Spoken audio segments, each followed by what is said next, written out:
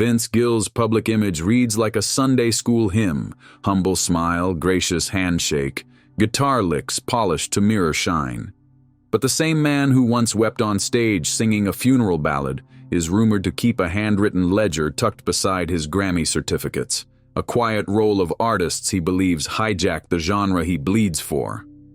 Legend says he updates the list only with a fountain pen his father gave him, and only after midnight when the studio is dark.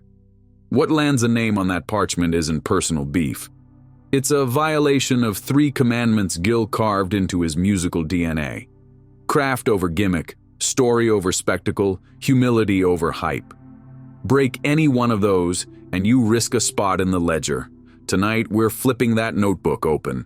7 chapters, each tied to a different era of country music's shifting identity, will reveal how America's gentlest guitar hero became an uncompromising sentry at the gate.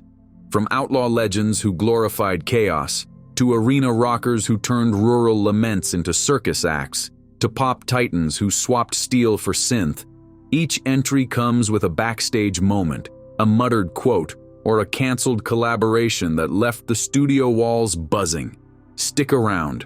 By the final paragraph, you may find yourself questioning whether a polite nod from Vince Gill at an award show is, in fact, the coldest dismissal in Nashville.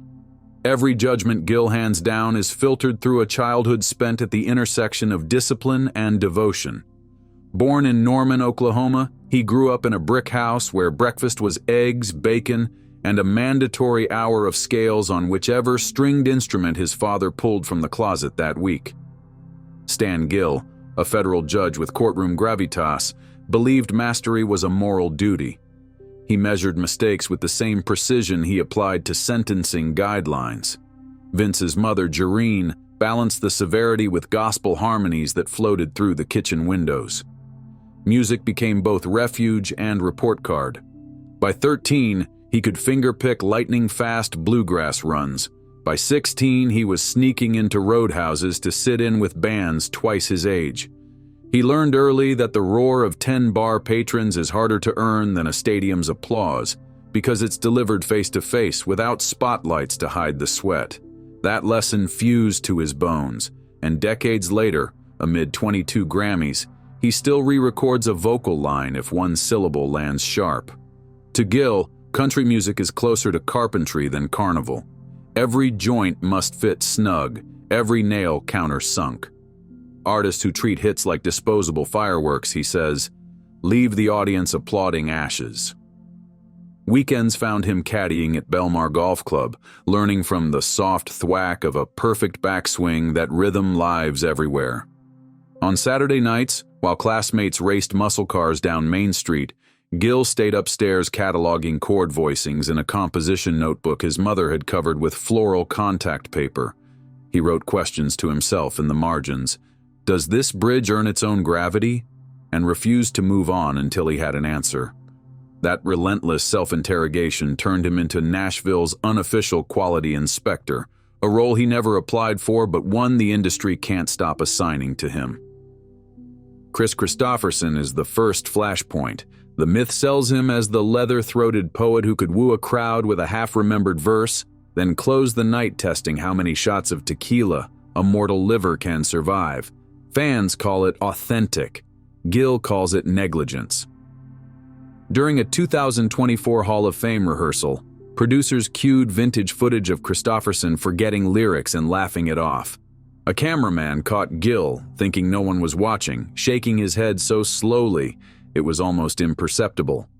He later told a close friend, "We mistook sloppiness for soul and wrote new rules around the mess." That statement leaked to a session player group chat and spread faster than tour gossip. Gill's frustration dates back to an 80s benefit concert where Kristofferson arrived late, voice raspy from a night in what witnesses politely called a cannabis haze, and still received a standing ovation. Gill, who had practiced his duet part for weeks, felt the cheers rewarded chaos over craft. It wasn't jealousy. He reveres Kristofferson's writing. But in Gill's creed, respect for the audience means delivering notes on pitch and stories unmarred by stumbling. Each time critics romanticized the outlaw's ragged timbre, Gill felt the bar drop another inch.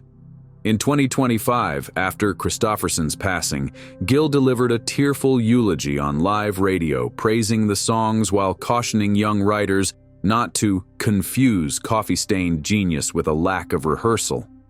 The tribute doubled as a subtle reminder of where the gentleman draws his line.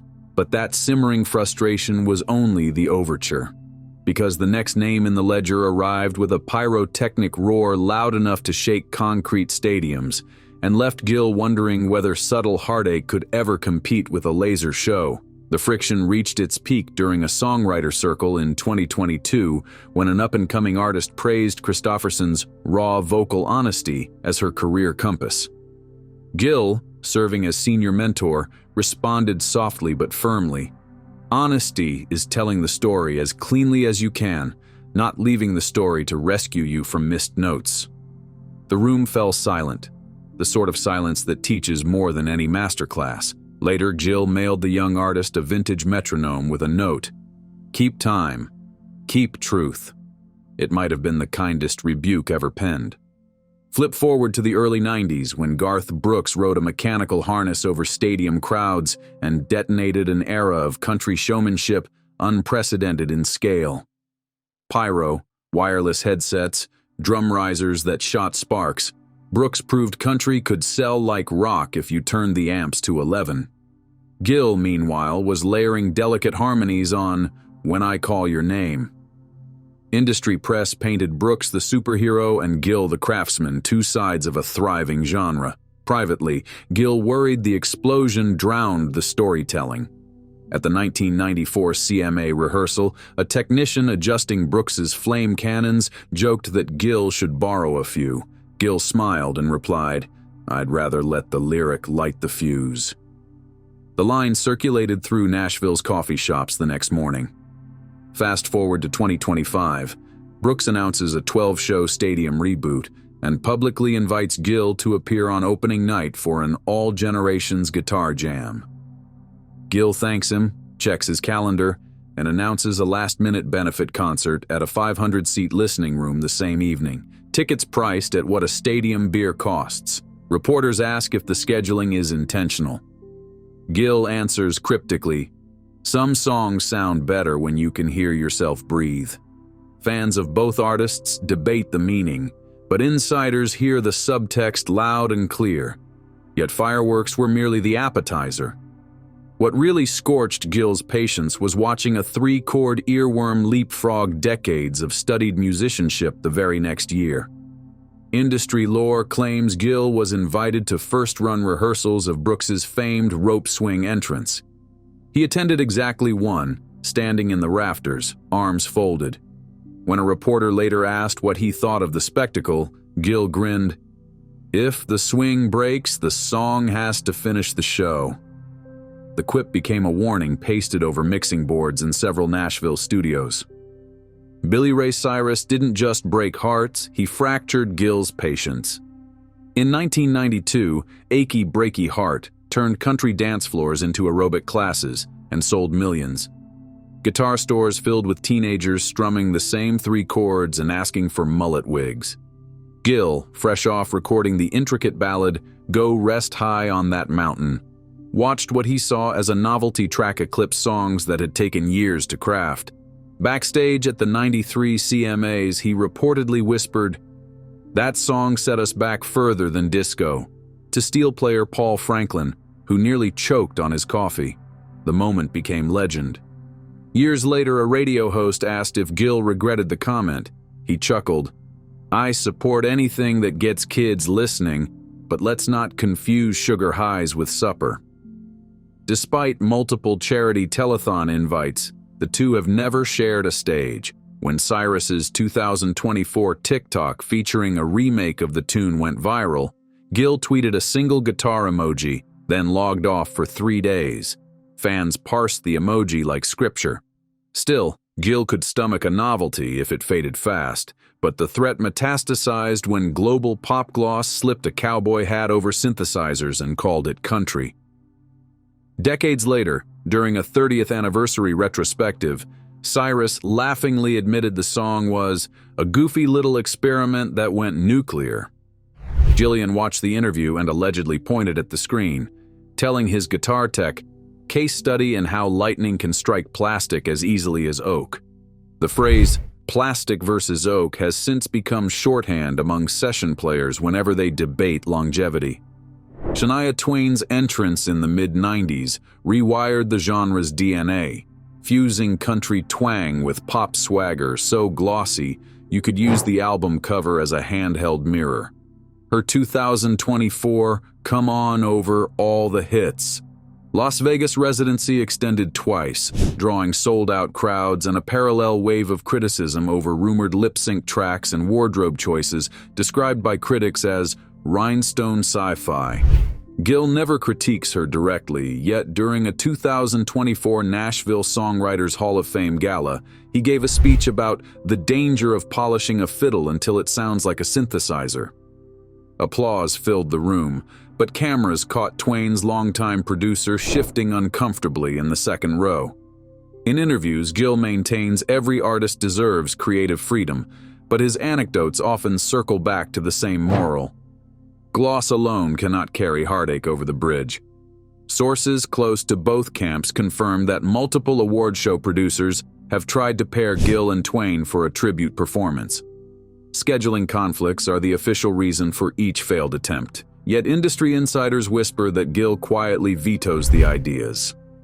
In his church of songcraft, overproduction is the original sin. Glitter can fade, yet volume rarely does. The coming wave of bro country would throttle the subwoofers and test whether Gill's definition of storytelling could survive a permanent tailgate party. One producer recalls pitching a Gill-Twain duet for a charity single in 2010. Gill responded with a single-sentence email. "When the strings are real, so am I." The proposal died in the boardroom, but the sentence circulated like forbidden scripture among interns who framed authenticity as career armor. If Shania built the highway to pop, Jason Aldean laid fresh asphalt for bro country's pickup trucks. His heavier guitars and tailgate anthems cornered the 20-something market, but Gill flinched at the lyrical diet of beer cans and midnight truck beds. When Aldean dropped "Try That in a Small Town" in 2023, controversy ignited like dry grass. Political pundits debated the lyrics. Protest footage triggered network bans. CMT pulled the video. Gill, interviewed on a Cincinnati radio show 2 days after the uproar, sidestepped the politics and issued a surgical strike. If a song needs shock value to keep the listener from noticing thin storytelling, maybe it's time to rewrite the bridge. The quote trended under number sign Vince Gill Shade. Later, when the Country Music Hall of Fame opened a Jason Aldean exhibit in 2025, Gill received a VIP invitation. He instead spent the evening hosting a free songwriting clinic for veterans. A tweet from the clinic showed him explaining chord substitutions, captioned, "Sometimes the quiet room is the loudest stand you can take." Many read that comment as a silent rebuttal to Aldean's arena thunder, but even that sonic onslaught wasn't the final straw. The next confrontation came from outside country's borders, wrapped in designer sneakers and declarations of divinity. In one particularly tense 2024 radio roundtable, Aldean blamed critics for reading politics into a bar story anthem. Gillian, dialing in remotely, replied, "If your story is clear, listeners don't invent subtext." The moderator tried to pivot, but the quote had already hit social feeds before the ad break. Kanye West technically lives outside the country bubble, yet he pierced Gill's radar the moment ego trumped melody. West's catalog contains flashes of genius Gill freely acknowledges, but the rapper's habit of crowning himself the greatest artist God ever created felt to Gill like nails on a chalkboard. In a 2024 podcast appearance on Songwriter Confidential, Gill said, without naming names, "When self-promotion drowns out the song, we've forgotten why the microphone was invented." The host prodded, asking if he referred to a certain hip-hop mogul. Gill laughed, "If the Yeezy fits," before changing the subject. The internet needed no translator. Country purists applauded, pop fans accused him of gatekeeping. Gillian stuck to principle. No art form, including his own, earns immunity from humility. And just when Gill thought he'd cataloged every reason to worry, fate handed him a paradox, a young superstar he publicly champions, yet privately fears may redefine success in ways that leave craft in the dust. After the podcast aired, West's fashion house posted a cryptic social meme reading, "Greatest recognizes greatest." Gillian's response? A 20-second Instagram reel showing him practicing arpeggios at sunrise with the caption, "Practice makes purpose." It outperformed his previous posts tenfold, proving, ironically, that humility can trend too. The 7th slot on the ledger shocks most fans because Gill publicly champions Taylor Swift. He duetted with her on an acoustic rendition of Red and compares her charisma to Dolly Parton's. Yet even admiration breeds concern. In March 2025, a magazine interview quoted Gill defending Swift's right to cheer at NFL games while also marveling at the microscope she lives under. Off camera, according to a bandmate who requested anonymity, Gill worries aloud that viral clout is teaching kids shortcuts around the woodshed. During a charity golf scramble, a boom mic picked up his half-joking lament about audiences dissecting wardrobe Easter eggs more than chord changes. The clip hit TikTok, and a storm of Swifties accused him of hypocrisy. Gill issued a gentle apology, clarifying that anybody who writes their own songs is already doing the hard work. But the incident revealed the tension tugging at his heart. How do you praise modern brilliance and still warn against chasing algorithms over authenticity?